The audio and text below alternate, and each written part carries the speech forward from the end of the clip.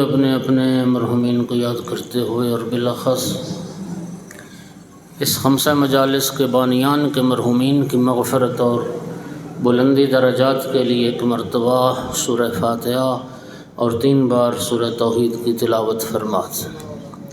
اعوذ باللہ من الشیطان الرجیم، بسم اللہ الرحمن الرحیم، الحمد للہ رب العالمین، الرحمن الرحیم، مالک یوم الدین، ایاک نعبد و ایاک نستعین، اہدنا الصراط المستقیم، صراط الذین انعمت علیہم غیر المغضوب علیہم ولا الضالین۔ بسم اللہ الرحمن الرحیم، قل هو اللہ احد اللہ الصمد لم یلد ولم یولد ولم یکن له کفوا احد۔ بسم اللہ الرحمن الرحیم، قل هو اللہ احد اللہ الصمد لم یلد ولم یولد ولم یکن له کفوا احد۔ بسم اللہ الرحمن الرحیم، قل هو اللہ احد اللہ الصمد لم یلد ولم یولد ولم یکن له کفوا احد۔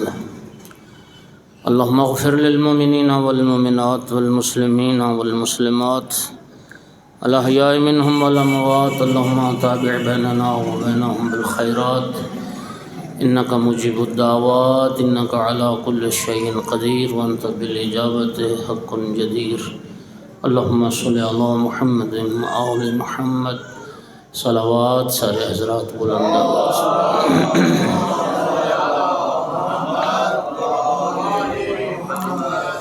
شب جمعہ ہے، شب زیارت کربلا ہے۔ اللہ تعالیٰ ہم سب کو معرفت کے ساتھ والی کربلا کی زیارت نصیب کرے۔ بلند صلوات۔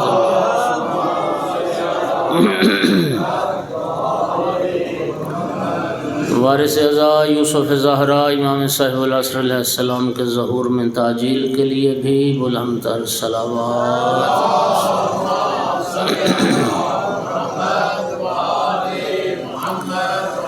اعوذ باللہ من الشیطان اللعین الرجیم، بسم اللہ الرحمن الرحیم، الحمد للہ رب العالمین والعاقبۃ للمتقین والجنۃ للمؤمنین والنار للمنافقین۔ الحمد للہ الذی جعلنا من المتمسکین بولایت علی بن ابی طالب واولادہ المعصومین۔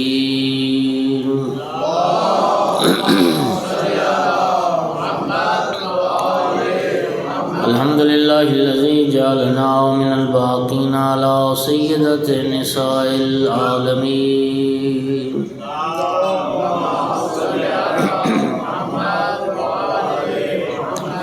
الصلاۃ والسلام والتحیۃ والاکرام علی رسولہ الکریم شفیع المذنبین انیس الغریبین رحمۃ للعالمین۔ اعنی العبد المؤید الرسول المسدد المحمود الاحمد المصطفى الامجد بالقاسم محمد صلی اللہ علیہ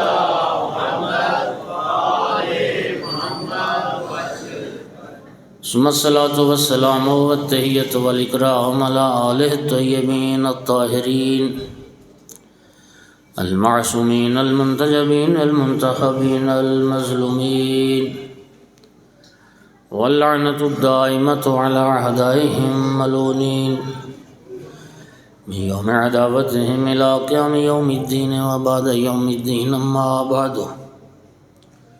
وقال سبحانہ وتعالی فی کتابہ المجید، بسم اللہ الرحمن الرحیم، ان الدین عند اللہ الاسلام۔ صلوات سارے۔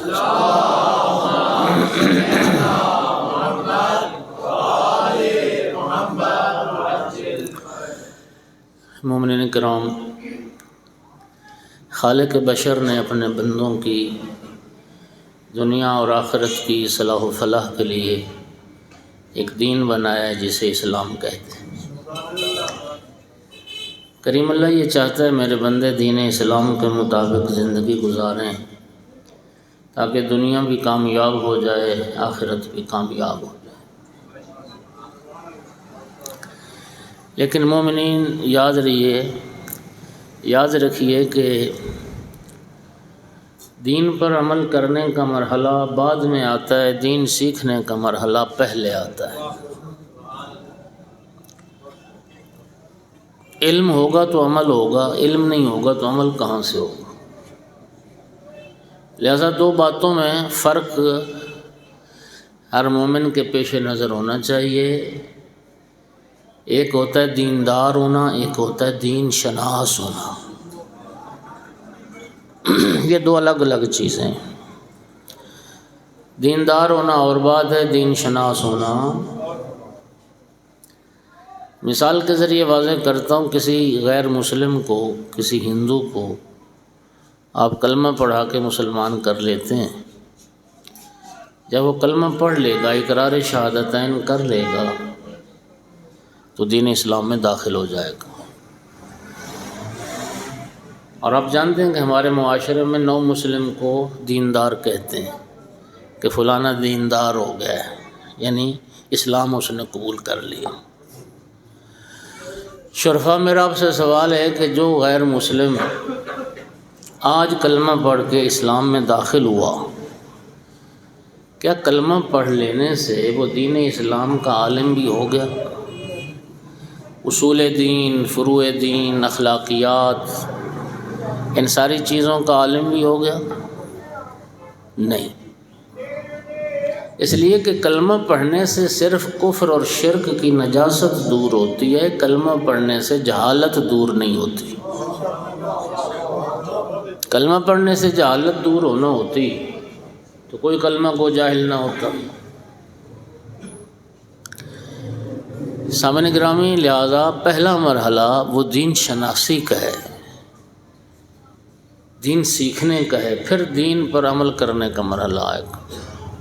اور یہی وجہ ہے کہ پیغمبر اور آل پیغمبر علیہ الصلوۃ والسلام نے سب سے زیادہ زور دیا اپنے پیروکاروں پر کہ دین شناس بنو، دین سیکھو۔ نبی کریم صلی اللہ علیہ وآلہ وسلم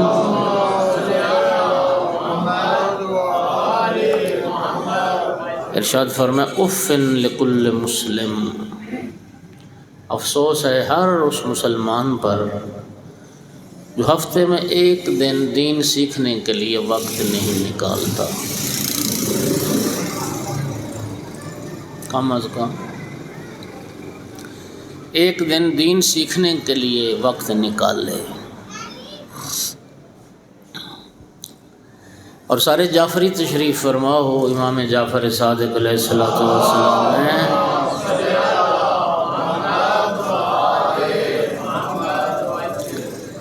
ارشاد فرمایا کہ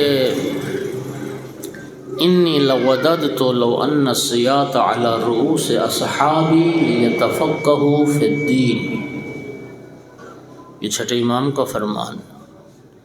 فرمایا میں پسند کرتا ہوں میرے ماننے والوں کے سروں پر کوڑے مارے جائیں تاکہ وہ دین سیکھیں، تفقہ در دین۔ امام محمد باقر علیہ السلام نے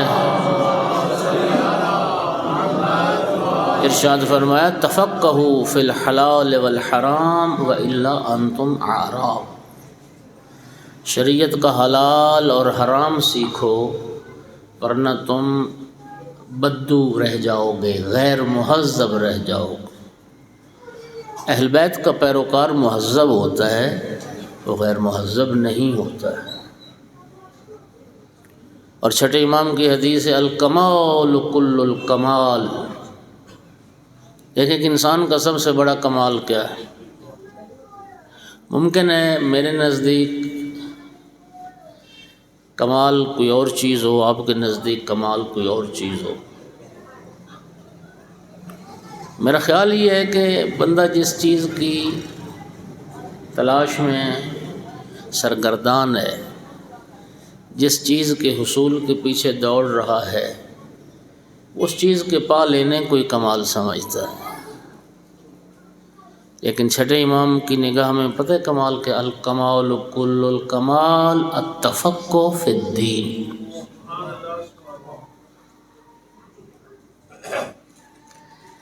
فرمایا بڑا کمال یہ ہے کہ انسان دین شناس ہو جائے، حلال و حرام کی تمیز اس کو ہو جائے۔ الفقہ مفتاح البصیرہ، یہ 7ویں امام کی حدیث ہے۔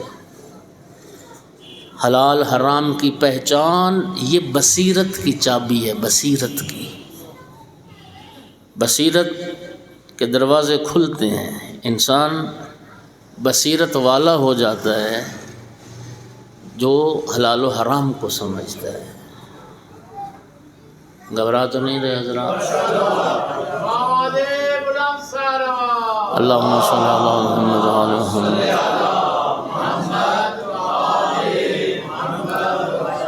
تو دین پر عمل کرنا، یہ دین پر عامل بننا، یہ بعد کی بات ہے۔ دین شناس ہونا یہ پہلا مرحلہ ہے، اور جب ہم بات دین کی کرتے ہیں تو بنیادی طور پر 3 چیزوں کے مجموعے کو دین کہتے ہیں۔ پہلی چیز ہے عقائد، عقیدہ، جنہیں آپ اصول دین بھی کہتے ہیں۔ دوسری چیز ہے عمل، جسے آپ فروع دین کہتے ہیں۔ اور تیسری چیز ہے اخلاقیات۔ اصول دین، فروع دین، اخلاقیات، یہ 3 چیزیں جب ملتی ہیں تو دین بنتا ہے۔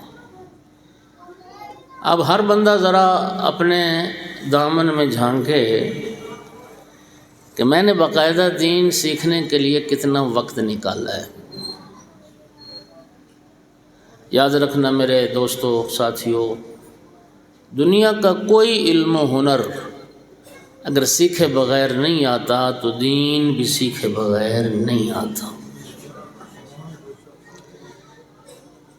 اچھا، دین سیکھنے کا جتنا مؤثر، سری، مضبوط پلیٹ فارم ہمارے پاس ہے، قوم شیعہ کے پاس ہے، کسی فرقے کے پاس ایسا مؤثر ذریعہ نہیں ہے۔ لیکن المیہ یہ ہے کہ وہ جو مؤثر ذریعہ ہے وہ نااہل اور غیر ذمہ دار اور غیر دین شناس لوگوں کے قبضے میں ہے۔ کیا خیال ہے؟ مجلس امام حسین علیہ السلام جتنا، توجہ کیجیے، قوم شیعہ مجلس امام حسین علیہ السلام کے نام پر دینی محافل، مجالس، پروگرام منعقد کرتی ہے، کون سا دوسرا فرقہ ہے جو اتنے پروگرام کرتا ہے؟ جی کوئی نہیں کرتا۔ محرم سفر پورے ایام اعضاء مجالس، اور محرم سفر سے ہٹ کے بھی پورا سال سلسلہ چلتا رہتا ہے۔ کسی جمعے کو، کسی اتوار کو، کبھی کسی بستی میں، کبھی کسی شہر میں، کبھی قرب و جوار میں، کبھی سارا سال یہ چلتا ہے۔ یہ مجلس مکتب ہے، اس مکتب کی قدر کریں، اس کی بنیاد خود ائمہ نے رکھی، اور جانتے تھے ائمہ ایک وقت آئے گا کہ لوگوں کی ہم تک رسائی نہیں ہوگی، غیبت کبریٰ کا زمانہ، امام تک رسائی ڈائریکٹ نہیں ہے۔ یہ دور کیسے گزاریں گے شیعہ؟ علم سے دور ہو جائیں، دین سے دور ہو جائیں، عمل سے دور ہو جائیں؟ نہیں، علم سے، عمل سے، دین سے، اہل بیت سے، مکتب سے جڑے رہنے کے لیے آل محمد نے یہ مجلس کی صورت میں ایک مکتب ہمیں عطا کر دیا۔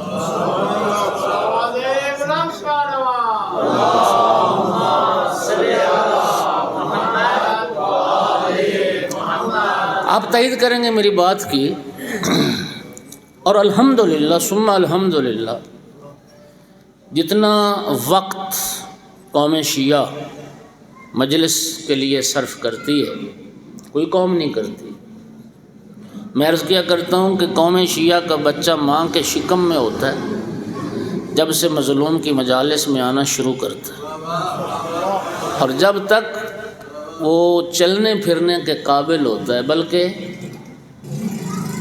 جو چل نہیں نہ سکتے ویل چیئر پہ بھی لوگ مجلس میں آ کے بیٹھتے ہیں، یعنی جب تک ان کی طاقت توان ہے، ان کے بس میں ہے، وہ مجلس کو ترک نہیں کرتے۔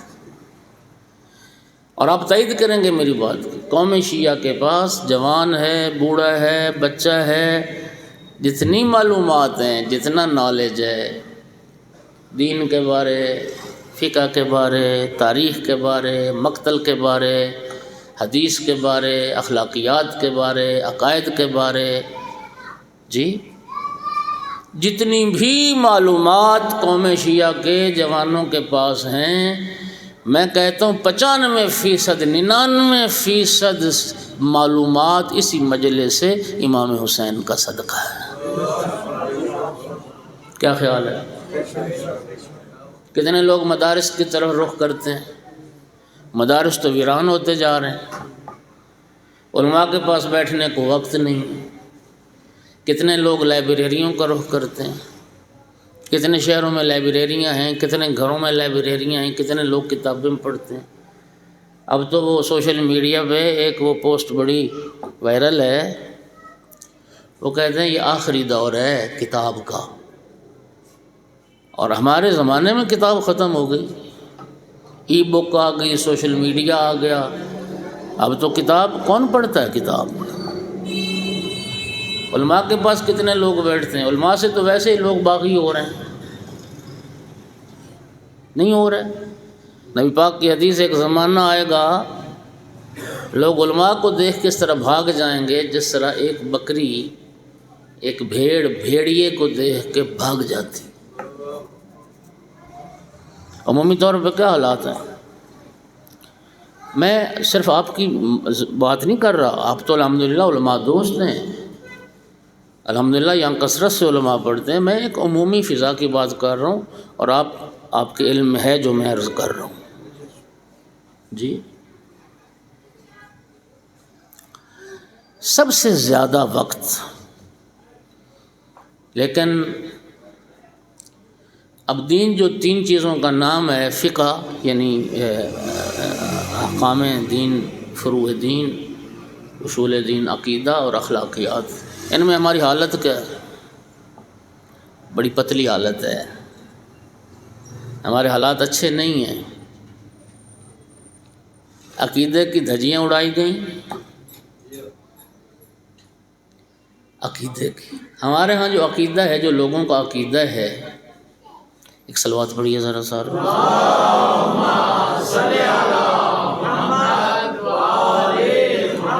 آپ جانتے ہیں نا کہ عقیدے میں تو تقلید نہیں ہے، عقیدہ تو دلیل کی بنیاد پر ہونا چاہیے، لیکن ہمارے ہاں توجہ چاہوں گا، عقیدے کی بنیاد کیا ہے؟ پہلے عقیدے سے میں ذرا بات شروع کرتا ہوں۔ عقیدے کی بیس کیا ہے؟ قرآن نہیں، قرآن پڑھنا ہی نہیں آتا۔ اچھا، ایک اور سوال چھوڑنے لگا ہوں آپ حضرات کے لیے، میرے اس محترم مجمع میں کتنے لوگ ہیں جنہیں قرآن پڑھنا آتا ہے؟ کتنے لوگ ہیں جو قرآن پڑھتے ہیں باقاعدگی سے؟ اچھا، کتنے لوگ ہیں جنہیں صحیح قرآن پڑھنا آتا ہے؟ کتنے لوگ ہیں جنہیں قرأت اور تجوید کے ساتھ، مخارج کے ساتھ قرآن پڑھنا آتا ہے؟ کتنے لوگ ہیں اس مجمع میں جنہوں نے زندگی میں ایک بار ترجمے کے ساتھ قرآن پڑھا ہے؟ کتنے لوگ ہیں اس مجمع میں جنہوں نے زندگی میں کوئی ایک مختصر سی تفسیر یا حاشیہ قرآن کا پڑھا ہے؟ میرے خیال میں ہر سوال کے جواب میں کوئی ایک آدھ ہاتھ ہی اٹھے گا، یہی ہے نا؟ ایک آدھ ہاتھ، پتلی حالت ہے ہماری۔ تو پھر وہ عقیدے کی بنیاد قرآن کیسے ہوئی؟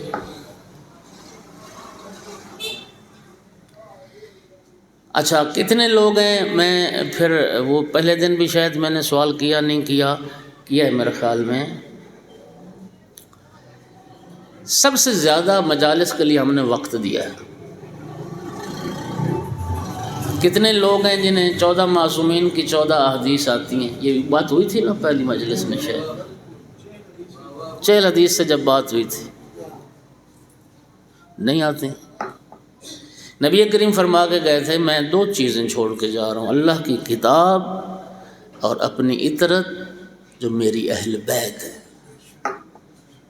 نبی کریم نے فرمایا تھا کہ تم گمراہی سے بچ جاؤ گے اگر قرآن اور اہل بیت کے دامن سے متمسک ہو جاؤ گے۔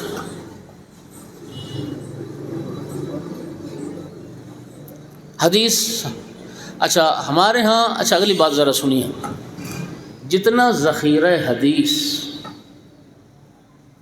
قوم شیعہ کے پاس ہے، کسی فرقے کے پاس حدیث کا اتنا ذخیرہ نہیں۔ میں چیلنج کر رہا ہوں، اگرچہ برادران کی حدیث کی 6 کتابیں سیاہ 6، لیکن جو حضرات جانتے ہیں ان میں حدیث کا تکرار ہے، یعنی ایک ہی حدیث، تکرار بھی 2 طرح کا تکرار ہوتا ہے، یعنی ایک ہی حدیث کو امام بخاری نے بھی اپنی صحیح میں لکھا، امام مسلم نے بھی اپنی صحیح میں لکھا، اسی حدیث کو ابو داؤد نے بھی لکھا، ابن ماجہ نے بھی لکھا، ترمذی نے بھی لکھا، تو سب محدثین نے ایک ہی حدیث اپنی اپنی کتاب میں، تکرار ہو گیا۔ اچھا دوسرا تکرار یہ ہے کہ ایک ہی حدیث، مثلا حدیث غدیر، ایک دفعہ اس حدیث کا راوی سلمان ہے، اس کو بھی لکھ دیا، ایک دفعہ اس حدیث کا راوی ابو ذر ہے، پھر اس کو بھی لکھ دیا، ایک دفعہ یہ حدیث کسی اور صحابی سے روایت کی گئی، اس کو بھی لکھ دیا، تو یہ بھی تکرار ہو گیا۔ محققین یہ کہتے ہیں کہ اگر تکراری احادیث نکال دی جائیں نا سیاہ 6 سے، تو ان کی ساری حدیث کا مجموعہ ہماری کافی شریف جتنا بھی نہیں بنتا۔ اور الحمدللہ ہمارے ہاں تو تدوین حدیث کے ادوار گزرے ہیں، سب سے زیادہ ذخیرہ حدیث کا الحمدللہ اہل تشیع کے پاس ہے۔ حدیث کا ذخیرہ ان کے پاس بھی اتنا نہیں جو خود کو اہل الحدیث کہلواتے ہیں، اور اس کی ایک بنیادی وجہ ہے جو ہر بندے کی سمجھ میں آئے گی کہ جتنے فرقے ہیں سب سے زیادہ حدیث کا ذخیرہ شیعہ کے پاس ہے۔ وجہ کیا ہے؟ باقی مسلمانوں کے پاس حدیث کا ذخیرہ بہت تھوڑا ہے۔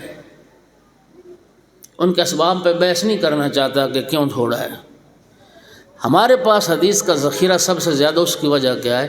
اس کی وجہ یہ ہے، بنیادی وجہ، سارے مسلمان ایک محمد کے کلام کو حدیث سمجھتے ہیں، ہم 14 کے کلام کو حدیث سمجھتے ہیں۔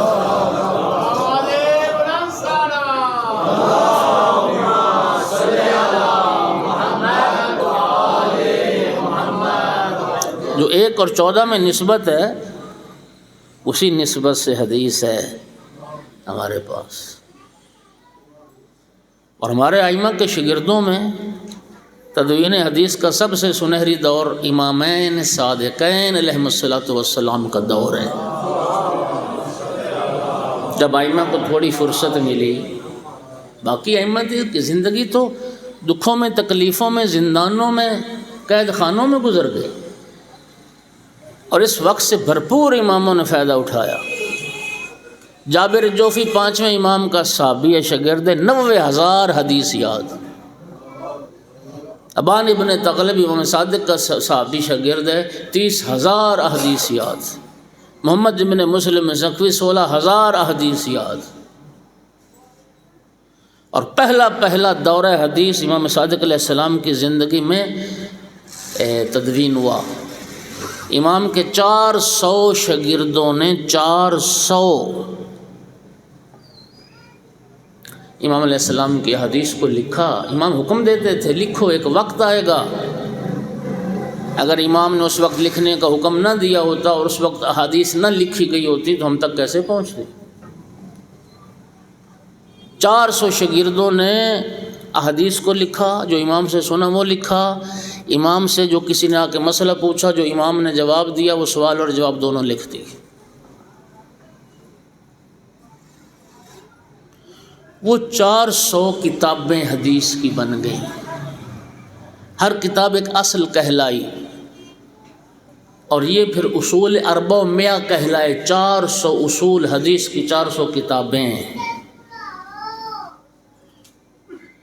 ہماری جو کتب 4 ہیں، ان کتب 4 کا ماخذ اور منبع بھی یہی اصول 400 ہیں۔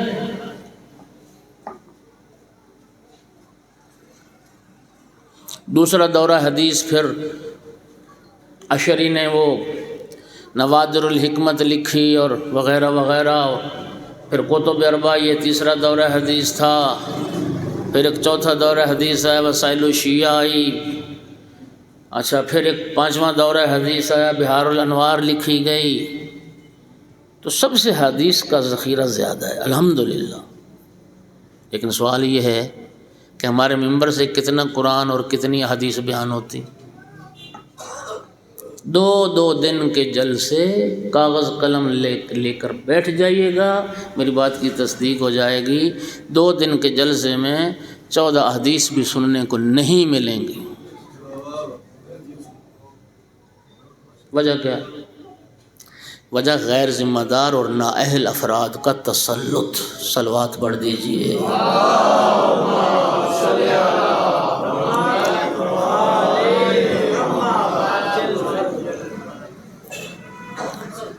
ناراض نہ ہو تو میں اگلی بات بھی کرنے لگا۔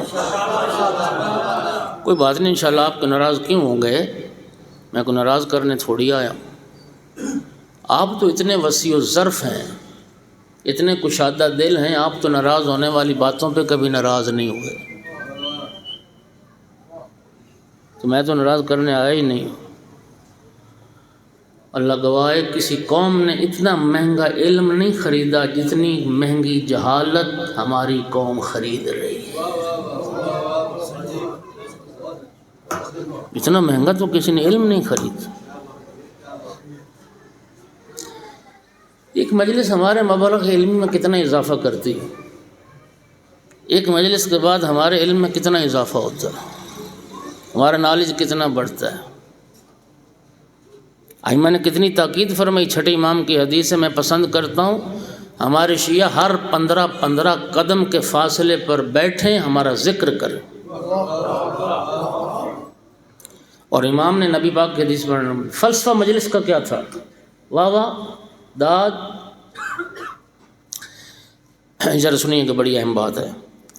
سرکار نے فرمایا من خرج من بیتہ لیطلب بابا من العلم فهو سالک علی سبیل الجنہ۔ سبحان اللہ، نبی کریم کا فرمان ہے۔ فرمایا جو بندہ گھر سے نکلتا ہے اس نیت اور ارادے کے ساتھ کہ چلو فلاں مقام پہ مجلس ہے، صاحبان علم آ رہے ہیں جی، ڈیرہ غازی خان میں، مانا ہمدانی میں، جام پور میں مجلس ہے، چلتے ہیں، کوئی ایک بات علم کی سیکھ کے آتے ہیں۔ رسول اللہ نے فرمایا جو اس نیت اور ارادے سے گھر سے نکلتا ہے پھر وہ جام پور کی سڑکوں پر نہیں چل رہا ہوتا، وہ جنت کے راستے پر چل رہا ہوتا۔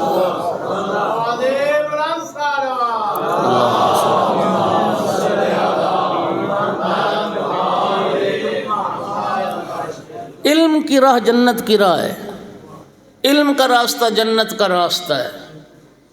اس لیے چھٹے امام نے کیا فرمایا تھا؟ امام فرمایا تھا میرے شیعوں کو چاہیے ساری زندگی طالب علم رہیں، علم کی تلاش میں رہیں، علم کی جستجو میں رہیں، علم کی طلب میں رہیں ساری زندگی۔ نحن العلماء وشیعتنا متعلمون، یہ امام کی حدیث ہے۔ امام فرماتے ہیں ہم عالم ہیں، عالم ہم ہیں، ہمارے شیعہ طالب علم ہیں، ہمیشہ علم کی طلب میں رہتے ہیں، علم کی جستجو میں رہتے ہیں۔ اور نبی پاک نے یہ بھی فرمایا جو علم کی جستجو میں تھا موت آ گئی، اس کی موت شہادت کی موت بن جاتی۔ تو ہمارے پاس یہ جو ممبر، یہ جو ائمہ نے ہمیں تہذیب عطا کی ہے، ہمارا تو امتیاز ہی یہ تھا کہ ہمارا ممبر علم کا ممبر ہے۔ ہمارا ممبر الحمدللہ ہماری شناخت یہ تھی کہ تشیع کا منبر علم کا منبر ہے۔ اللہ کرے ہم اس پہچان کو باقی رکھ پائیں۔ ایک صلوات سارے پڑھو بلند آواز۔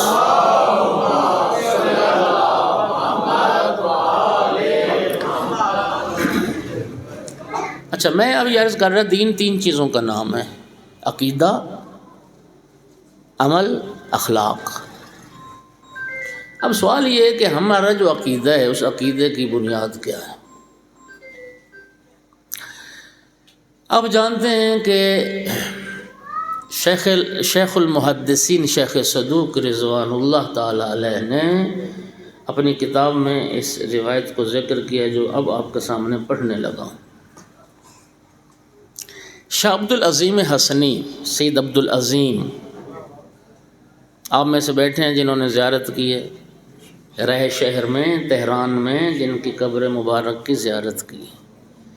یہ سید عبد العظیم 4 واسطوں سے امام حسن علیہ السلام کی اولاد میں سے ہیں، اور معصومین کے بعد آل محمد کے گھرانے میں جو چند جلیل المرتبت ہستیاں ہیں ان میں ان کا شمار ہوتا ہے۔ جناب عباس علمدار، جناب محمد حنفیہ، جناب علی اکبر، جناب قاسم، شاہ عبد العظیم سید عبد العظیم حسنی علیہ الصلاۃ والسلام۔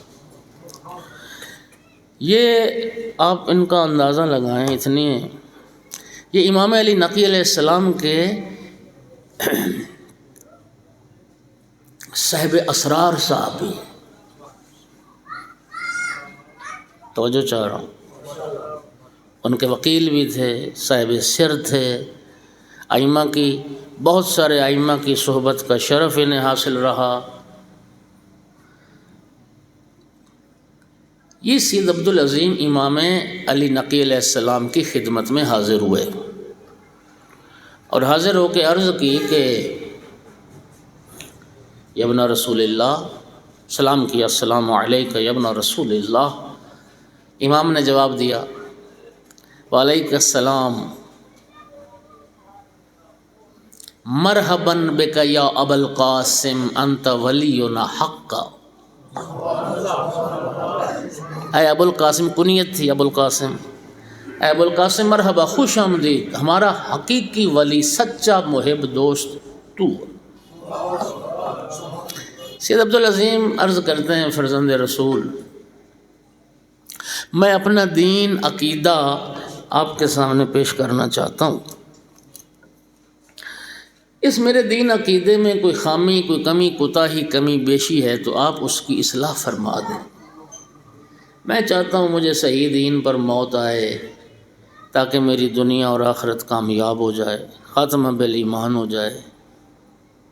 اللہ گواہ ہے، جب میں نے یہ پہلی بار پڑھی تھی نا روایت، تو میں بڑا حیران ہوا تھا کہ سید عبد العظیم جیسی ہستی، یہ وہ ہستی ہے کہ جن کی عظمت کا اندازہ آپ امام علی نقی علیہ السلام کی اس حدیث سے لگائیں کہ 10ویں امام نے فرمایا، منظار عبد العظیم برے کمنظار الحسین و بکربلا۔ ابھی مخاطل جنان اٹھا لیں، آپ کے پاس ایپ ہے، نکال لیں شاہ عبد العظیم کا زیارت نامہ، اس میں یہ حدیث موجود ہے۔ امام علی نقی نے فرمایا کہ جس نے رے شہر میں آ کر شاہ عبد العظیم کی قبر کی زیارت کی، گویا اس نے کربلا میں امام حسین علیہ السلام کی زیارت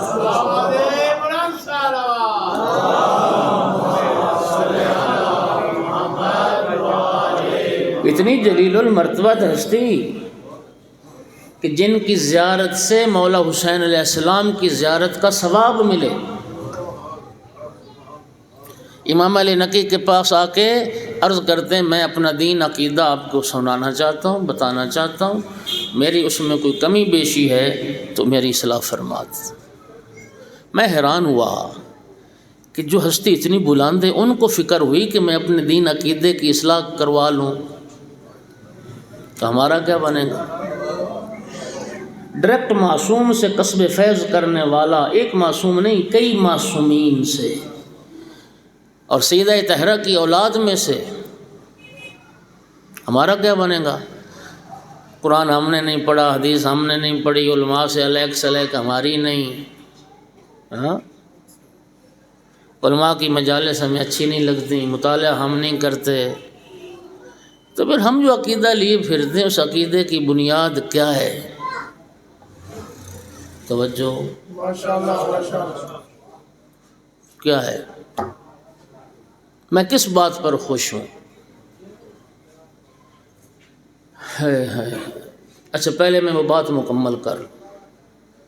شاہ عبد العظیم نے اپنا دین عقیدہ بیان کیا، امام علی نقی علیہ السلام نے سن کر اس پر امضا فرمائے، مہر تصدیق ثبت کی ان لفظوں کے ساتھ، فرمایا ھذا دینی و دین آبائی، اے عبدالعظیم میرا بھی یہی دین ہے، میرے آبا و اجداد کا بھی،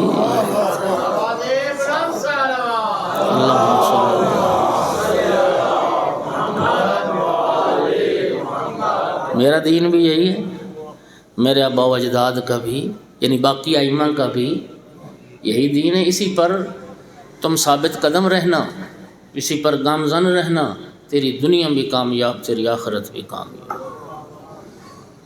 اچھا اب آپ پوچھیں گے نہیں کہ وہ دین عقیدہ کیا تھا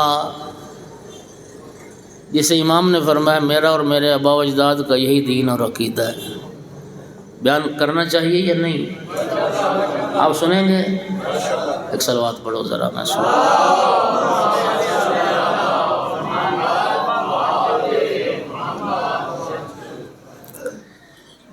سامعین گرامی، سید عبدالعظیم نے جو دین عقیدہ امام کے سامنے پیش کیا، سارا وہی دین ہے جو تلقین میت میں آپ میت کو سناتے ہیں۔ تھوڑے سے لفظوں کے اختلاف کے ساتھ تلقین کھول لیں، ادھر وہ حدیث سامنے رکھ لیں، تھوڑے سے لفظوں کے اختلاف کے ساتھ اللہ وحدہ لا شریک کی توحید کی گواہی، سید الانبیاء کی رسالت کی گواہی، مولا امیر المومنین سے لے کر امام ہادی مہدی تک عجل اللہ فرجہ الشریف، ان کی امامت اور ولایت کی گواہی، معاد کا عقیدہ، مبدا کا عقیدہ، جنت و دوزخ کا عقیدہ، یہ سارا وہ دین عقیدہ جو تلقین میت میں میت کو سنایا جاتا ہے، یہ دین عقیدہ امام کے سامنے پیش کیا، فرمایا میرا بھی یہی دین ہے، یہی عقیدہ ہے، میرے آبا و اجداد کا بھی، اسی پر مضبوطی سے قائم رہو۔ یہ مختصر ترین ہے، ہم نے تو عقیدے پہ کوئی کتاب ہی نہیں پڑھی، ہمارا معاملہ بھی بڑا عجیب ہے، عقیدے پر کوئی کتاب پڑھی ہے علم کلام کی؟ کوئی نہیں پڑھی، کوئی چھوٹی بڑی کوئی نہیں پڑھی، قرآن نہیں پڑھا، حدیث نہیں پڑھی، عقیدہ کو نہیں پڑھا کہ شیعہ کا عقیدہ کیا ہوتا ہے، تو پھر میرے عقیدے کی بنیاد کیا ہے؟ تو میرے بھائی میں جو سمجھاؤں نا وہ 4-5 چیزیں ہیں جو ہمارے عقیدے کی بنیاد ہیں۔ یا تو انسان کا وہی عقیدہ ہوتا ہے جو ماں باپ کا عقیدہ ہوتا ہے، غالباً ایسا ہے، کیا خیال ہے؟ اور اس کی تائید میں نبی پاک کی حدیث موجود ہے، کل مولود یولد علی الفطرہ، اور پیدا ہونے والا فطرت اسلام پر پیدا ہوتا ہے، الا ابویہ یہودانہ و ینصرانہ و یمجسانہ، اس کے ماں باپ ہوتے ہیں، پیدا ہونے والا بچہ فطرت اسلام پر پیدا ہوتا ہے، اس کے ماں باپ ہیں اس کو یہودی بنا دیتے ہیں یا مجوسی بنا دیتے ہیں یا عیسائی بنا دیتے ہیں، ایسا ہی ہے۔ آج ایک شیعہ اس لیے شیعہ ہے کہ وہ شیعہ کے گھر میں پیدا ہوا، ایک سنی اس لیے سنی ہے کہ سنی کے گھر میں پیدا ہوا، ایک عیسائی اس لیے عیسائی ہے کہ وہ عیسائی کے گھر میں پیدا ہوا، ایک ہندو کے گھر میں پیدا ہوا تو ہندو، سکھ کے گھر میں پیدا ہوا تو سکھ، کیا خیال ہے؟ غالباً اولاد کا عقیدہ وہی ہوتا ہے جو ماں باپ کا عقیدہ۔ دوسری عقیدے کی جو ہماری بنیاد ہے ہمارے معاشرے میں، بس اوقات استاد شاگرد کے نظریات کو بدل دیتا ہے، بس اوقات شاگرد استاد کے عقیدے کو اختیار کر لیتا ہے، جو استاد کا عقیدہ شاگرد کا وہی عقیدہ بن جاتا ہے، ٹھیک ہو گیا؟ ایسی مثالیں ہیں۔ تیسری بنیاد دوست بھی ہیں، بعض دوستی میں اپنے دوست کو ہم خیال بنا لیتے ہیں، ہم عقیدہ بنا لیتے ہیں۔ کتنی بنیادیں ہو گئی؟ 3: ماں باپ، استاد، دوست۔ چوتھی جو ایک چیز ہے ہمارے معاشرے میں وہ یہ ہے کہ بس اوقات مرید وہی عقیدہ اپنا لیتا ہے جو اس کے باوے کا عقیدہ ہوتا ہے۔ باواازم، پیری مریدی۔ آپ پیر کہتے ہیں، بابا کہتے ہیں؟ پیر۔ مرید جو جس پیر کا مرید ہے، جو عقیدہ اس پیر کا ہوتا ہے، مرید کا بھی وہی عقیدہ ہوتا ہے۔ ایسے ہی ہے نا؟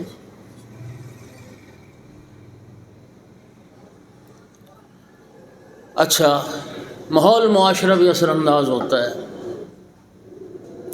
میرا سوال یہ ہے کہ جتنی بنیادیں، ماں باپ ہے، استاد ہے، دوست ہے، پیر بابا مرشد ہے، ہاں، قرآن حدیث میں ان کو اتھارٹی کہا گیا کہ جو ان کا عقیدہ ہے وہی ٹھیک ہے؟ نہیں کہا گیا نا۔ عقیدے کی بنیاد کیا ہونی چاہیے؟ قرآن اور محمد وآل محمد کا فرمان۔ توجہ کیجیے، میرا ساتھ دیجیے، میں کیا عرض کر رہا ہوں۔ کیونکہ نبی پاک نے 2 چیزیں چھوڑی، قرآن چھوڑا، اہل بیت کو چھوڑا۔ عقیدہ، اچھا آج کل تو بڑے ڈائلاگ بولے جاتے ہیں مجالس میں، ہاں جی، ایک آتا ہے وہ کہتا ہے میری عقیدے والے نال گل ہے، اچھا جی۔ ایک آتا ہے وہ کہتا ہے مجلس میں بندہ نہیں بولتا، عقیدہ بولتا ہے۔ مجھے بتائیے، دنیا میں نا ہر انسان عقیدے والا ہے، حتیٰ جو مبدا معاد کے قائل نہیں وہ بھی ان کا عقیدہ ہے کہ کوئی قیامت نہیں، وہ بھی عقیدہ ہے۔ ہندوازم عقیدہ ہے، سکھزم عقیدہ ہے، اسلام عقیدہ ہے، سنیت، وہابیت، دیوبندیت، شیعت، نصیریت، سب عقیدہ ہے۔ کیا خیال ہے؟ ایک قبر کو سجدہ کر رہے وہ اس کا عقیدہ، ایک علی اللہ کا نعرہ لگا رہا ہے وہ کہتا ہے میرا عقیدہ۔ ہر بندہ عقیدے والا ہے بھائی۔ یہ کیا مطلب وہ میری عقیدے والے سے بات ہے؟ لیکن یاد رکھیے دوستو، ہر عقیدہ محترم نہیں ہوتا، ہر عقیدہ قابل احترام نہیں ہوتا۔ عقیدہ وہی قابل احترام ہے جس عقیدے کی بنیاد قرآن ہو اور محمد والے محمد کا فرمان۔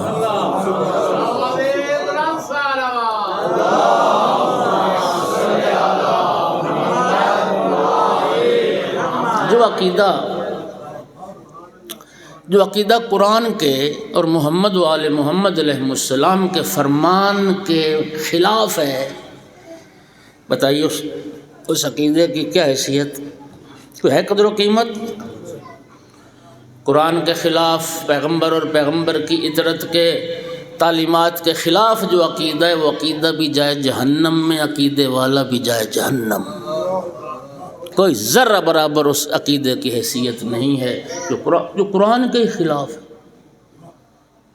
او بھائی تو عقیدے خود امام معصوم سے پوچھ لیے، چھٹے امام سے کسی نے، آقا آپ کی کوئی حدیث ہم تک پہنچے تو ہم کیسے تصدیق کریں کہ یہ واقعاً آپ کا فرمان ہے؟ امام نے اصول کیا بیان فرمایا؟ فرمایا ہماری بات کو قرآن سے ملانا، ٹیلی کرنا۔ اگر قرآن کی تائید میں ہو تو ہمارا حکم سمجھ کے قبول کر لینا، قرآن کے خلاف ہو فضربوہ علی الجدار، دیوار پہ دے مارنا۔ ہم اللہ کے قرآن کے خلاف بات نہیں کرتے۔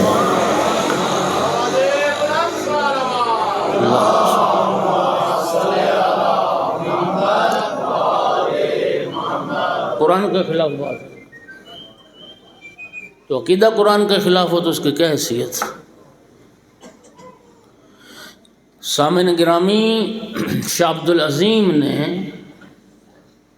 یہ جو تلقین میت ہے نا، یہ سارا وہیں سے لیا گیا ہے۔ عقیدہ جو شاہ عبد العظیم نے بیان کیا تھا یہ اسی سے تلقین بنی ہے۔ کم از کم جس بندے کا یہ عقیدہ ہو، انشاءاللہ امام نے فرمایا دنیا اور آخرت کامیاب ہے۔ لیکن ہمارا تو بھائی معاملہ ہی عجیب ہے۔ جب بندہ زندہ تھا تو زندگی میں کسی نے اس کو نہ ہلایا نہ جلایا اور نہ کہا سن اور سمجھو بھائی یہ تیرا عقیدہ ہے، غور کر۔ جب مر گیا قبر میں پہنچ گیا، بندہ قبر میں اترے، وہ کینچی بنائے ہاتھوں کی اور کندھا ہلاؤ، اسمع افہام سن اور سمجھ، خاک سنے اور خاک سمجھے۔ اور بھائی جب سننے سمجھنے کا زمانہ تھا اس وقت تو نہ کسی نے سنایا نہ سمجھایا، جب مر گیا اب سنا رہے ہیں سمجھا رہے ہیں، خاک سمجھے گا۔ میں جس زاویے سے بات کر رہا ہوں ذرا اسی زاویے سے بات کو لینے کی کوشش کریں۔ میری اس بات کا یہ مطلب نہیں ہے کہ میت سے نہیں سنتا، سنتا ہے، میت سنتا ہے، سنتا ہے۔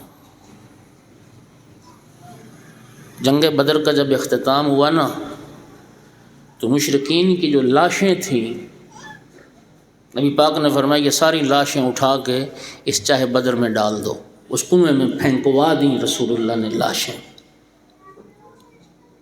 جب لاشیں ڈال دیں کنویں میں، نبی کریم کنارے پہ تشریف لائے اور ان لاشوں کو خطاب کیا، او مشرکین، میرے رب نے جو مجھ سے وعدہ کیا تھا میں نے اللہ کے وعدے کو سچا پایا، کیا تم نے بھی میرے رب کے وعدے کو سچا پایا؟ صحابہ کرام حیران ہو گئے کہ رسول اللہ لاشوں سے باتیں کر رہے ہیں۔ کسی صحابی نے عرض کی یا رسول اللہ یہ لاشیں سن رہی ہیں؟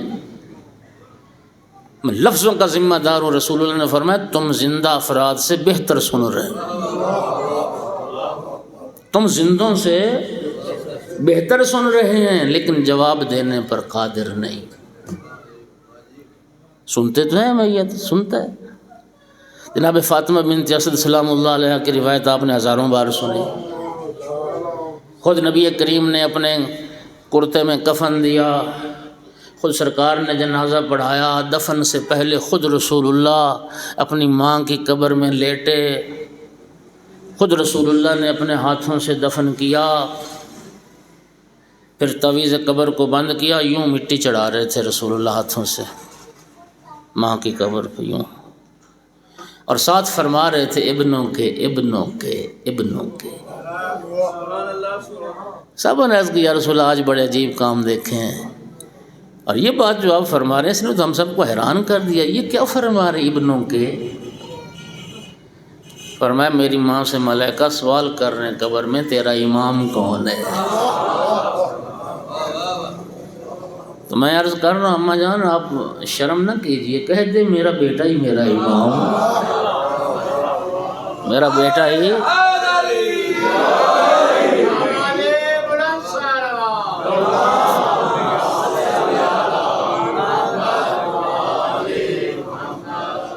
صحابہ نے حیران ہو کے پوچھا یا رسول اللہ زیر خاک آپ کی ماں نے آپ کی بات سن لی؟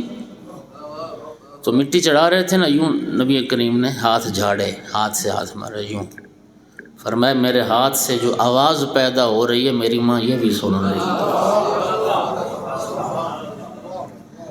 میرا بھائی تلقین تذکر ہے، تلقین تو یاد دہانی ہے۔ آپ نے دیکھا ہے دنیا میں ایکسیڈنٹ ہوا، سر میں چوٹ لگی، یادداشت ختم ہو گئی، ایسے ہیں یا نہیں؟ حافظہ ختم، بیٹا بھائی بیوی بچے سامنے پہچان ہی نہیں رہے کون۔ شہید دست غیب نے لکھا ہے اپنی کتاب میں تلخی موت جو سب سے سنگین حادثہ ہے، کیا گارنٹی ہے اس بات کی کہ موت کے وقت تیرا حافظہ تیرا ساتھ دے گا؟ جب سکرات موت کی منزل ہوگی تیری یادداشت تیرا ساتھ دے گی۔ اس لیے یہ شارع مقدس نے ائمہ طاہرین نے 3 مقامات پر تلقین فرمائی ہے۔ اگر موت کے خوف سے اگر وہ کچھ بھولنے لگ جائے یا اگر ہوش و حواس اس کے قائم نہ رہیں، اس کو یاد دلاؤ، تلقین کرو، اس کو یاد آئے میرا رب کون ہے، میرا نبی کون ہے، میرا امام کون ہے۔ 3 مقام پر مستحب ہے تلقین۔ آثار موت نمایاں ہو جائیں، جب پتہ چل جائے کہ اب آخری سانسیں ہیں، اس وقت تلقین کرنا مستحب ہے۔ دوسرا جب قبر میں لٹایا جائے اس وقت تلقین مستحب ہے۔ تیسرا جب تعویذ قبر بند کر دیا جائے اور تدفین کے بعد لوگ چلے جائیں، ایک شخص پھر قبر پہ بیٹھ کے تلقین کرے، سنائے اس کو۔ او میرا بھائی، میں یہی عرض کر رہا ہوں کہ تلقین تو تذکر ہے، نصیحت ہے، یاد دہانی ہے۔ تلقین کا فائدہ ہونا اس بندہ مومن کو ہے جس بندہ مومن نے اس عقیدے کے مطابق زندگی گزاری ہے۔ اب مجھے بتائیے، ایک بندہ نصیری تھا، ایک بندہ مشرکانہ عقیدے کا مالک ہے، ایک بندہ علی اللہ کہتا ہے، مولا علی کو رب سمجھتا ہے۔ تلقین میں کیا آتا ہے؟ تلقین کا ایک جملہ سناؤں؟ وہ تلقین پڑھنے سے موت نہیں آتی۔ تلقین پڑھنے سے موت آنی ہوتی تو سارے مولوی تو مر گئے ہوتے بیچارے۔ تمہاری بزرگوں کی تلقینیں پڑھ پڑھ کے زندہ لگے پھرتے ہیں۔ مرنے سے پہلے زندگی ہے، بیوی بچوں کو جمع کریں، نماز جعفریہ ہر گھر میں ہوگی، ترجمے کے ساتھ تلقین لکھی ہوئی، کم از کم ایک بار بیوی بچوں کو اکٹھا کر کے اس کا ترجمہ تو سنا دو تلقین کا، بیوی بچوں کو پتہ چلے میرا عقیدہ کیا ہے، کم از کم عقیدہ کیا ہے۔ سنانے کا وقت ہے، سنائی ہی نہیں، مرنے کے بعد سنا رہے ہیں۔ اس میں ایک جملہ آتا ہے، اسماء فہم یا فلاں ابن فلاں، اے فلاں کے بیٹے فلاں سن اور سمجھ، اذا اتاک الملکان المقربان، جب اللہ کی طرف سے دو مقرب فرشتے تیرے پاس آئیں گے، وَسَأَلَاكَ عَنْ رَبِّكَ، پہلا سوال فرشتے پوچھیں گے بتا تیرا رب کون ہے۔ ایک بندہ اللہ کو رب مانتا ہی نہیں ہے، بتائیے اس کو کیا فائدہ ہوگا تلقین پڑھنے کا؟ جو اللہ کو رب مانتا ہے، تلقین اسی کے لیے تذکر ہے، اسی کے لیے نصیحت۔ اور بات سمجھ آئی یا نہیں آئی؟ تو میرے بھائیوں، عقیدہ قرآن اور حدیث محمد و آل محمد کا جو فرمان ہے وہ بنیاد ہونی چاہیے۔ عقیدے کی حالت ہماری خراب سے خراب ہوتی جا رہی ہے۔ احکام شریعت کی حالت کیا ہے؟ اللہ گواہ، جوان بیٹھو ناراض نہ ہو جائیے گا، لوگوں کو وضو کرنا نہیں آتا، لوگوں کو غسل کرنا نہیں آتا۔ 4 بچوں کا باپ ہے، غسل کر رہے کلمہ پڑھ کے لا الہ الا اللہ محمد رسول اللہ، جس جانور کو یہ بھی نہیں پتا کہ کلمہ کافر کو پاک کرتا ہے یا مجنب کو پاک کرتا ہے۔ جس چیز پاک کیسے کی جاتی پتہ ہی نہیں۔ کدھر کھڑے ہماری مائیں بہنیں بیٹیاں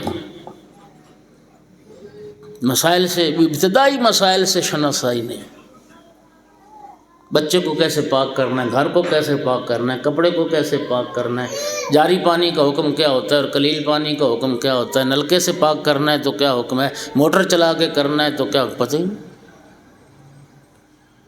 لوگوں کو پتہ ہی نہیں ہے کتنے سفر پہ مسائل، کتنے سفر پہ نماز قصر ہوتی ہے اور روزہ قصر ہوتا ہے۔ لوگوں کو پتہ ہی نہیں ہے کون سی نمازیں ہیں جن میں بلند آواز سے قرات کرنا واجب ہے اور کون سی نمازیں ہیں جن میں آہستہ قرات کرنا واجب ہے۔ یہ تو ابتدائی سے مسائل ہیں، یہ تو کوئی لمبے چوڑے دقیق مسائل بھی نہیں۔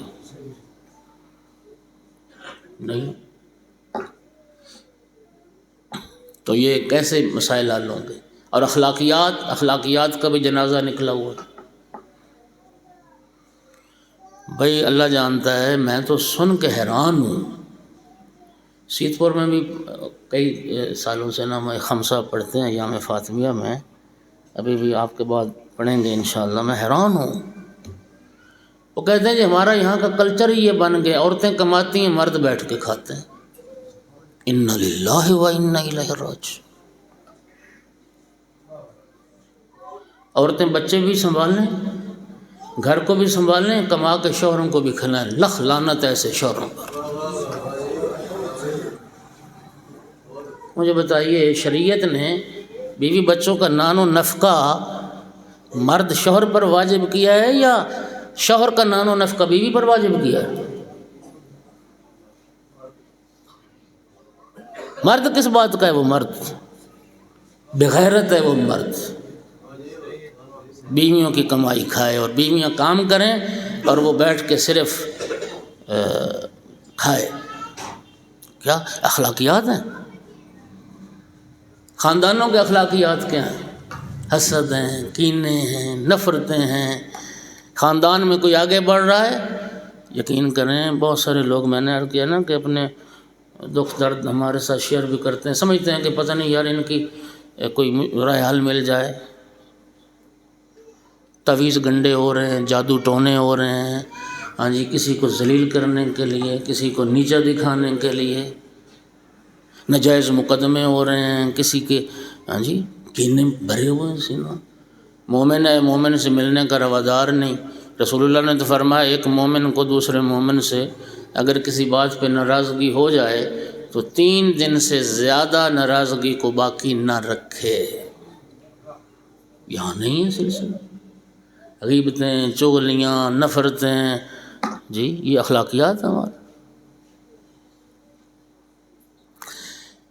تو میرے دوستو، اللہ آپ کو جزائے خیر دے، اس لیے نبی پاک نے فرمایا ہفتہ میں کم از کم 1 دن دین سیکھنے کے لیے وقت نکالو۔ عقیدہ قرآن کے مطابق ہو، عمل جو ہے وہ محمد وآل محمد کے فرمان کے مطابق ہو۔ اخلاقیات کسے کہتے ہیں؟ یعنی پیغمبر اور آل پیغمبر کی سیرت اخلاقیات ہیں۔ انک لعلی خلق عظیم۔ صلوات پڑھ دو سارے حضرات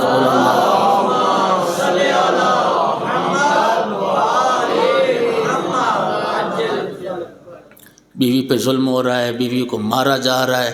اچھا، مرد بنتا ہے بیوی کو مارنے کے بعد، بس جس نے بیوی کو پھینٹی چاٹ دی اس نے وہ مرد ہو گیا۔ کیا مرد ہو گیا؟ نبی کریم نے کیا فرمایا؟ تو اوصیکم بالضعیفین، میں 2 کمزور طبقوں کے متعلق تمہیں وصیت کرتا ہوں، ان پر ظلم نہ کرنا، ایک عورتیں، دوسرے بچے۔ باہر سے بےزتی کروا کے آتا ہے، غصہ بیوی بچوں پہ نکال دی۔ اور مرد بنتا ہے کسی دشمن خدا و رسول کو مار، بیوی کو مار کے کیا کرے؟ ہاں؟ یہ ہے نا مسائل ہمارے معاشرے میں۔ اس کے برعکس ایک بات کرنے لگا ہوں، آپ حیران ہو جاؤ گے، یقین کیجیے حیران ہو جاؤ گے۔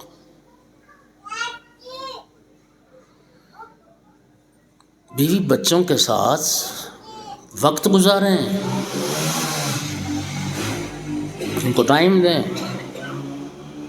رسول اللہ کی ذمہ داری سے حدیث پڑھ رہا ہوں، سرکار نے فرمایا جو اپنی بیوی کے پاس بیٹھتا ہے نا، وقت دیتا ہے اپنے بیوی بچوں کو، میری مسجد میں، مسجد نبوی میں اعتکاف بیٹھنے سے بھی زیادہ ثواب ہے۔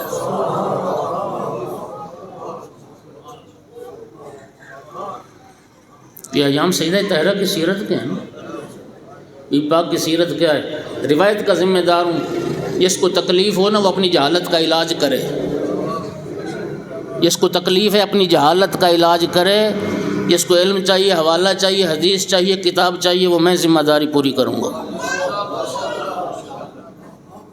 مولا امیر المومنین سیدہ طاہرہ کے پاس بیٹھے، سیدہ طاہرہ سالن تیار کرنا چاہ رہی ہیں، نبی کریم تشریف لائے، مولا امیر المومنین علیہ السلام کو دیکھا کہ سیدہ طاہرہ کے کاموں میں ہاتھ بٹا رہے،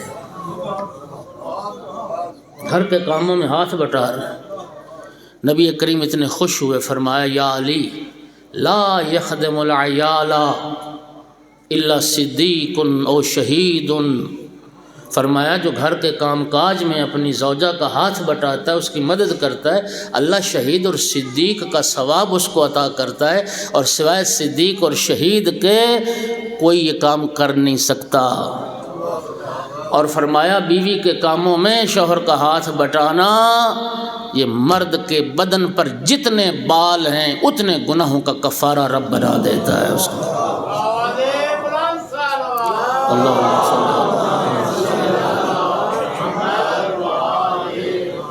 یہاں تو بھائی وہ کہتے ہیں نا آوے کا آوا ہی بگڑا ہوا ہے، چونکہ حدیث ہم تک پہنچی نہیں ہے نا، تعلیمات ہم تک پہنچی نہیں ہیں۔ تو کل بھی بات کی تھی میں نے کہ ہم تو بھائی وہ ہندوازم کے نیچے ہیں کہ جوتی، عورت کیا جی پاؤں کی جوتی ہے، لا حول ولا قوت الا باللہ۔ وہ تیرا شریک سفر ہے، وہ تیرا کفو ہے، تیری برابر کی پارٹنر ہے، ظالم نہ بن۔ اور جس نے ظلم کیا، یہ مسئلہ ہے بڑا اہم، ویسے سن لیں، استاد بیٹھے ہو، باپ بیٹھے ہو، شوہر بیٹھے ہو، سارے سنو، جا کے تصدیق کرنا میری بات کی۔ استاد نے شاگرد کو مارا، باپ نے بیٹے کو مارا، شوہر نے بیوی کو مارا، اتنا مارا کہ اس کی جلد سرخ ہو گئی۔ امام زمانہ کی حکومت آ لینے دو، اب تو کہتے ہیں نا العجل العجل، دیت واجب ہے اس پر دیت۔ جلد سرخ ہو گئی اور دیت ہے، اتنی ضرب ماری کہ جلد سیاہ ہو گئی اور دیت ہے، زخم ہو گیا تو اور دیت ہے، ہڈی ٹوٹ گئی تو اور دیت۔ دیت واجب ہے۔ تمہیں مارنے کا کس نے حق دیا ہے؟ تنبیہ کا حق ہے، تعدیب کا حق ہے، اور وہ بھی اسی حد تک ہے کہ تیری ضرب سے یا تیری مار سے وہ زخمی نہ ہو، اس کے بدن پر داغ نہ پڑے، نشان نہ پڑے، اس حد تک تمہیں شریعت تعدیب کی اجازت دیتی ہے۔ توجہ ہو رہی ہے نہیں ہو رہی؟ کنیزان سیدہ طاہرہ بیٹھی ہیں، جب شادی ہوگی نا مولا میر کے ساتھ سیدہ طاہرہ صلوات اللہ علیہا کی،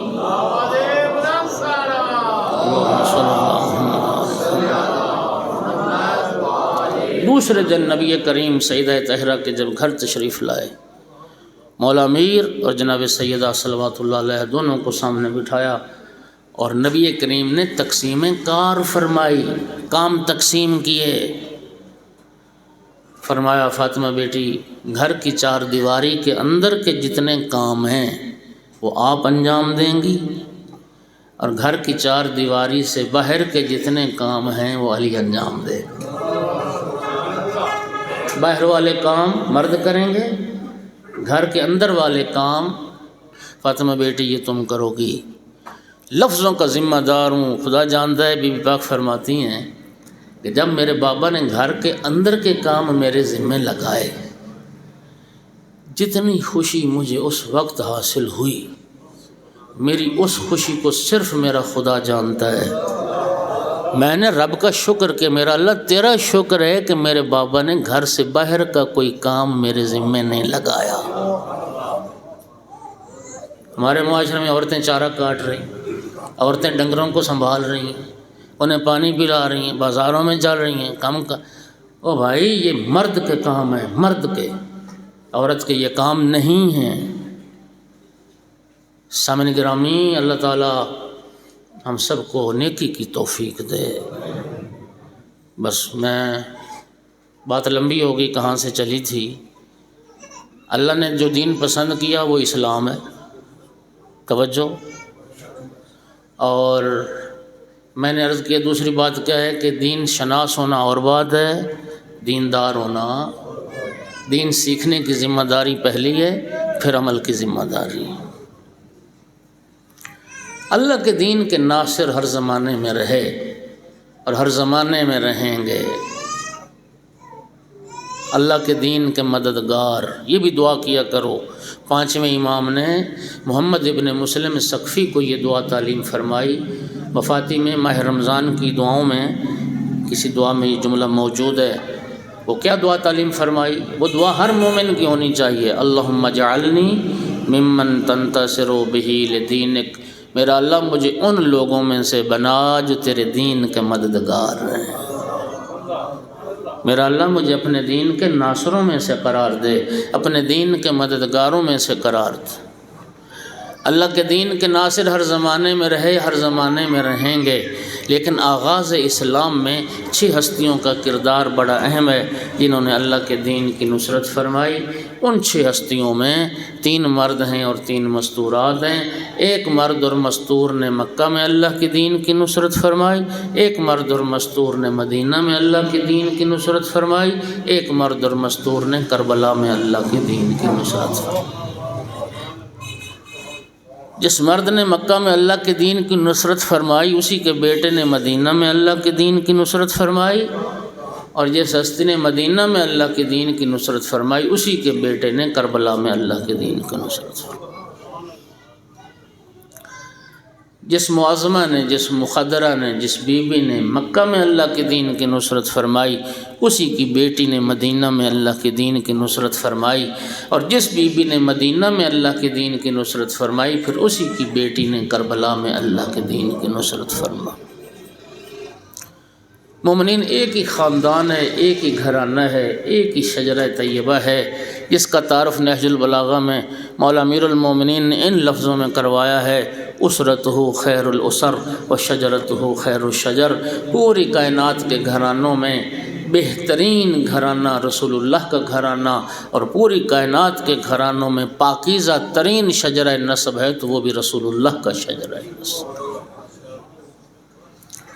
مومنین، یہ جو 3 ماں بیٹیوں کا مقدس سلسلہ ہے، خدا گواہ ہے کہ پوری کائنات میں اس کی دوسری مثال نہیں ملے گی۔ 3 ماں بیٹیوں کا یہ عظیم سلسلہ،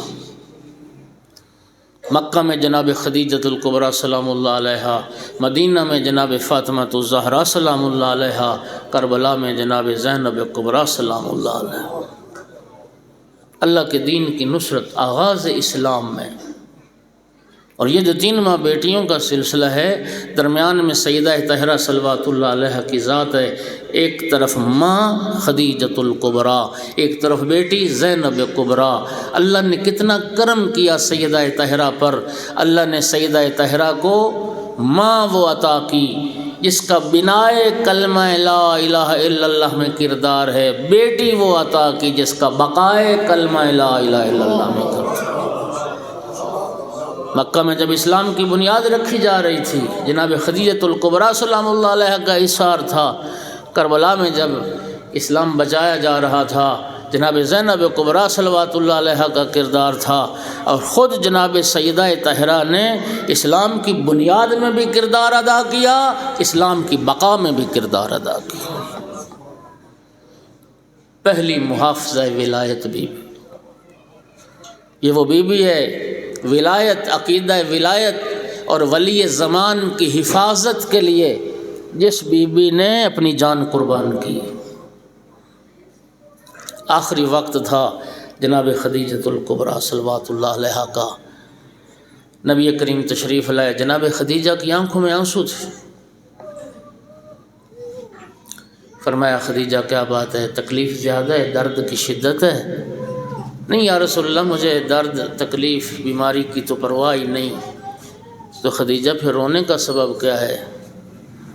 یا رسول اللہ، آپ سے جدائی کا احساس مجھے رلا رہا ہے، میں آپ کے سائے رحمت سے محروم ہو رہی ہوں۔ اس وقت نبی کریم نے فرمایا خدیجہ پریشان نہ ہو، شب معراج جب میں عرش پر گیا تھا، اللہ نے جنت میں سفید موتی کا محل جو رب نے تیرے لیے تیار کر رکھا ہے، میں وہ محل دیکھ کے آیا ہوں۔ میرے رب نے تو خیر کا وعدہ کیا ہے، اور خدیجہ میرے رب نے مجھے بتایا جس طرح تو دنیا میں میری زوجہ، تو جنت میں بھی میری زوجہ ہے۔ سرکار نے فرمایا خدیجہ کوئی خواہش؟ یا رسول اللہ میری 2 خواہشیں، 2 خواہشیں، ایک خواہش تو میں بیان کر سکتی ہوں لیکن دوسری خواہش میں بیان نہیں کر سکتی، میرے اندر ہمت نہیں ہے، میں کیسے عرض کروں؟ سرکار نے فرمایا خدیجہ پھر خواہش کا پتہ کیسے چلے؟ عرض کی یا رسول اللہ میں نے اپنی بیٹی کو اپنی خواہش بتائی ہے، آپ میری بیٹی سے پوچھ لیں کہ میری خواہش کیا ہے۔ سرکار نے تخلیہ فرمایا، بیٹی کو بولا فاطمہ بیٹی بتاؤ نا تمہاری ماں کی کیا تمنا ہے؟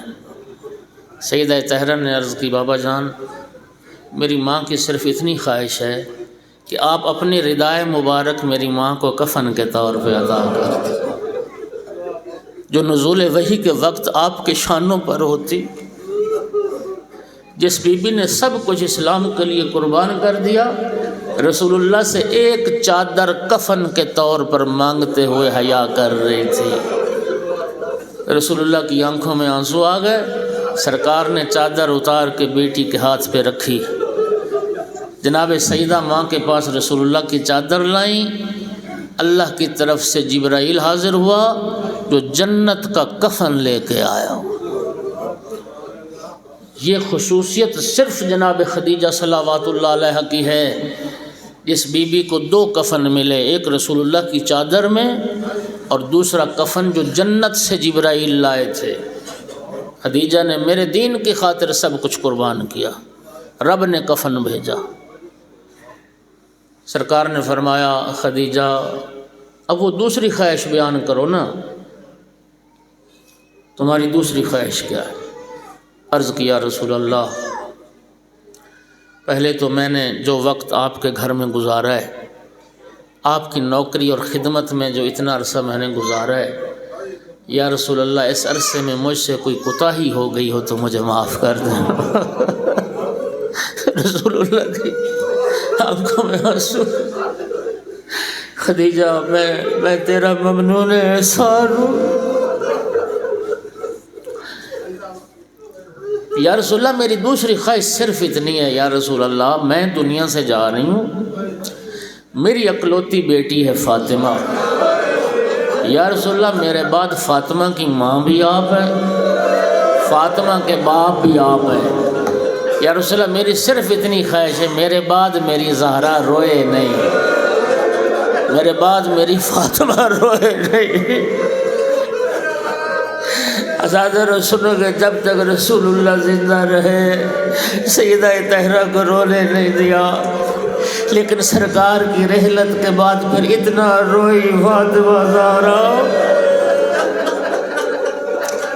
امام صادق علیہ السلام کے جملے ہیں، البقاؤن خمسہ، چھٹے امام کی حدیث ہے۔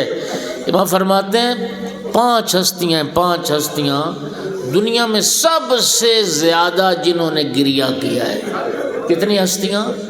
5۔ آدم فراق جنت میں روئے، اتنا روئے چہرے پہ نہریں بن گئی تھی۔ حضرت یعقوب فراق یوسف میں روئے، اتنا روئے وَبَيَضَّتْ عَيْنَاهُ مِنَ الْحُزْنِ فَهُوَ قَزِيمٌ، اتنا روئے کہ آنکھیں سفید ہو گئی۔ یوسف فراق یعقوب میں روئے، زندان میں اتنا روتے تھے قیدی ساتھی اذیت میں آ جاتے تھے۔ چوتھی ہستی امام زین العابدین علیہ السلام، واقعہ کربلا کے بعد 35 سال زندہ رہے اور 35 سال روتے رہے۔ اور 5ویں ہستی رسول اللہ کی اکلوتی بیٹی فاطمہ زہرا۔ ازادر میں حیران ہوں، کوئی 50 سال رویا، کوئی 40 سال رویا، امام سجاد 35 سال روئے، تو جو بی بی زیادہ سے زیادہ 95 دن زندہ رہی کتنا روتی ہوگی کہ سب سے زیادہ رونے والوں میں ایک نام رسول کی بیٹی کا۔ شیخ عباس نے لکھا ما زالت بعد وفات ابیہ باقیت لین، بابا کی رحلت کے بعد سیدہ کو کسی نے مسکراتے دیکھا ہی نہیں، روتی رہتی تھی، ہر وقت روتی رہتی۔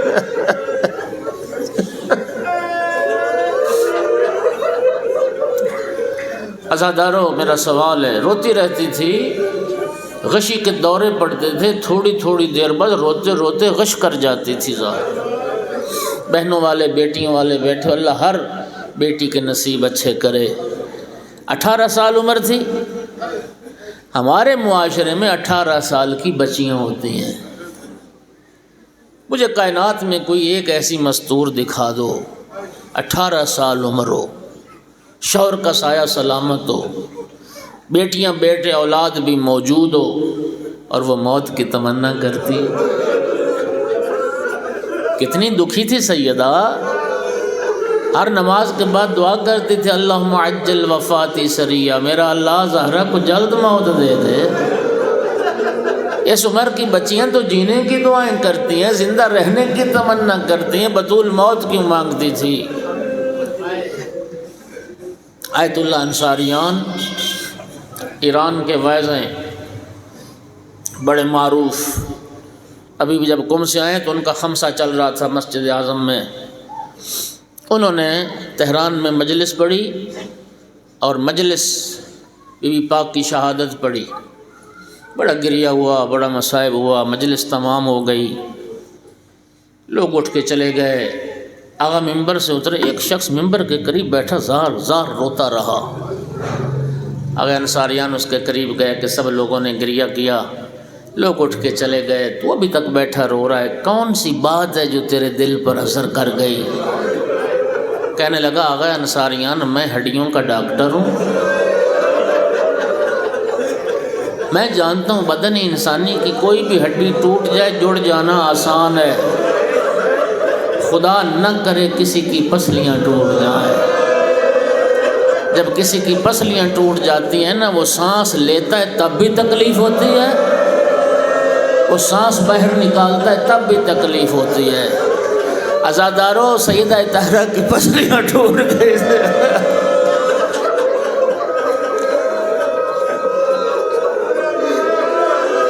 سیدہ طاہرہ کی پسلیاں ٹوٹ گئی تھی، ایک ایک سانس پہ تڑپ جاتی تھی زہرا،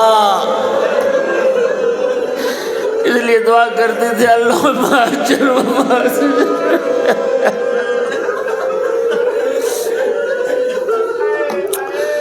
اجرکم علی اللہ۔ ابھی 10 دن نہیں ہوئے ہم جب مجلس سن کے آئے نا آغا انصاریان کی، انہوں نے ایک روایت پڑھی، کچھ عورتیں مدینے کی 6 عورتیں رسول زادی کی خدمت میں آئیں، بنت پیغمبر کو سلام کیا، سلام کرنے کے بعد انہوں نے عرض کیا بنت پیغمبر ہم آپ کی عیادت کرنے بھی آئی ہیں، اور دوسرا ہم اس لیے بھی آئی ہیں کہ اگر گھر کا کوئی کام ہو تو ہمیں حکم کریں، ہم آپ کا کام کاج کر دیں۔ بنت پیغمبر نے فرمایا میں تمہاری شکر گزار ہوں، گھر کا کوئی کام تو نہیں ہے، اگر مجھ پر احسان کر سکتی ہو نا مجھے سہارا دو، مجھے میرے بابا کی قبر پہ لے جاؤ۔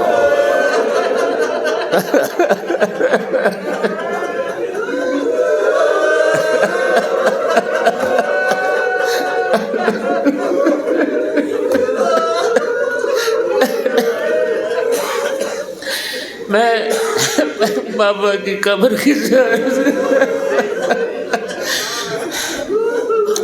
فرمانے لگے، جو حضرات مدینہ گئے وہ بھی تصدیق کرے، میں نے بھی تصدیق، انصاریان فرمانے لگے قبر پیغمبر جہاں پر موجود ہے، بی بی پاک کا جو حجرہ ہے، حجرے کے دروازے سے قبر پیغمبر صرف 15 قدم کا فاصلہ ہے۔ اور انصاری فرما رہے تھے میں نے خود قدم چل کے گنے ہیں، 15 قدم ہیں بی بی پاک کے حجرے کے دروازے سے نبی کریم کی قبر مبارک۔ ان مدینے کی عورتوں نے رسول زادی کو سہارا دیا، یوں ان کے کندھوں پہ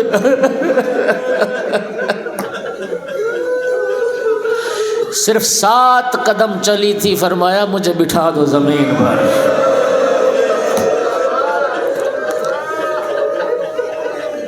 فرمایا میری تکلیف بڑھ گئی، میرا درد زیادہ ہو گیا،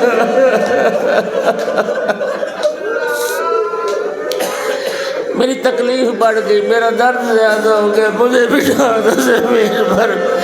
تھوڑی دیر توقف کے بعد دوبارہ نبی زادی کو سہارا دیا، بابا کی قبر پہ لائیں، عزادارو بابا کی قبر پہ آ کے بی بی نے جو مرثیہ پڑھا ہے، عزادارو کیا کہتی تھی، سبت علیہ مصائب لونہا سبت علیہ مسرنا لیالی، بابا آپ کے جانے کے بعد زہرا پر مصائب کے پہاڑ ٹوٹ پڑے، بابا وہ مصائب دنوں پر آتے سے راتوں میں تبدیل ہو۔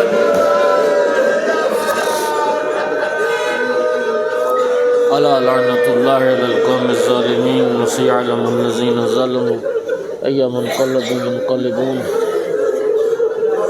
ربنا تقبل